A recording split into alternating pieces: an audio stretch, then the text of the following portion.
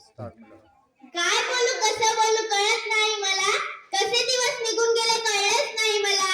आठवतो तो पहिला दिवस रडतच आलो होतो. आठवतो हाही दिवस रडतच चाललो आहोत. शाळा म्हणजे काय असते आज कळतंय मला. इथून दूर जाताना सगळं आठवतंय मला. कसे दिवस निघून गेले कळलंच नाही मला. कसे दिवस निघून गेले कळलंच नाही मला. आज इथून जाताना उदास उदास वाटतंय.